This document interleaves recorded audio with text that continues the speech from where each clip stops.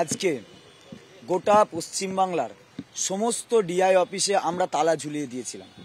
কারণ এই ডিআই অফিসগুলো থেকে আমাদের স্যালারি সাবমিট করা হতো।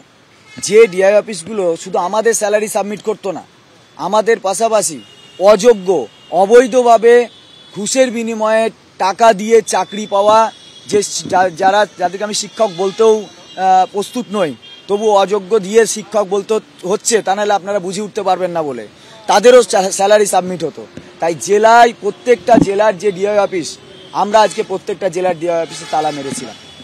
আর তারপর বাকিটা আপনারা জানেন যে আমাদের উপরে নৃশংসভাবে পুলিশি নির্যাতন চলেছে, এবং তারই প্রতিবাদে আমরা আমাদের মঞ্চের পক্ষ থেকে আগামীকাল সমাজের সমস্ত স্তরের শিক্ষক, শিক্ষাকর্মী, ডাক্তার সহ সমস্ত স্তরের সরকারি কর্মচারীদের এই প্রতিবাদে এবং আমাদের ন্যায়ের প্রতি উচ্চকিত হওয়ার জন্য আমরা একটা প্রতিবাদ মিছিলের ডাক দিচ্ছি।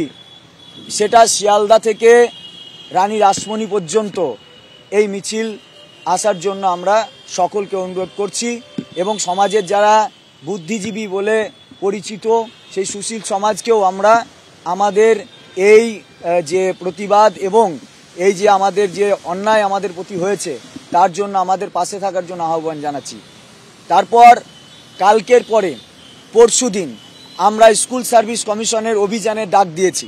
পরশুদিন আমরাও একইভাবে বলছি ওই সমস্ত স্তরের মানুষকে, যাদেরকে আমরা বলছি যে আপনারাও যেমন কালকের জন্য আমরা আহ্বান জানাচ্ছি, আপনাদের পরশুর জন্যও আমরা একইভাবে আহ্বান জানাচ্ছি।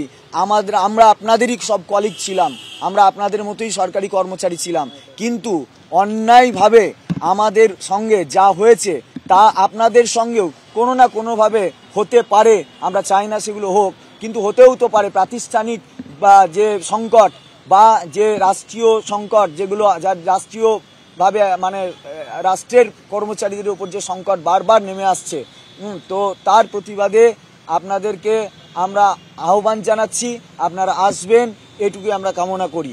আর কালকের মিছিলটা কখন শুরু করবেন? কালকের মিছিলটা আমরা 12টা থেকে ডাক দিচ্ছি। 12টা জমায়েত শিয়ালদা স্টেশনে রানী রাসমণি পর্যন্ত আমরা ডাক দিচ্ছি, এবং আমরা কালকে রানী রাসমণিতে মিছিল করার পর আমরা এই কলকাতাতেই থাকবো।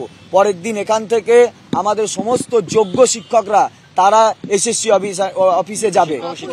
যোগ্য শিক্ষক, শিক্ষিকা, শিক্ষাকর্মী, আমাদের সঙ্গে শিক্ষাকর্মীরাও আছে। আপনারা জানেন যে একটা স্কুল চালাতে গেলে শুধু শিক্ষকরা চালান না, শিক্ষকরা তো সামনে থেকে পড়ায় মাত্র, কিন্তু তারপরেও অনেক কাজ থাকে যেগুলো শিক্ষাকর্মীরা করে থাকে। তাই তারাও স্কুল এবং স্কুল শিক্ষা ব্যবস্থার অবিচ্ছেদ্য এবং গুরুত্বপূর্ণ অংশ।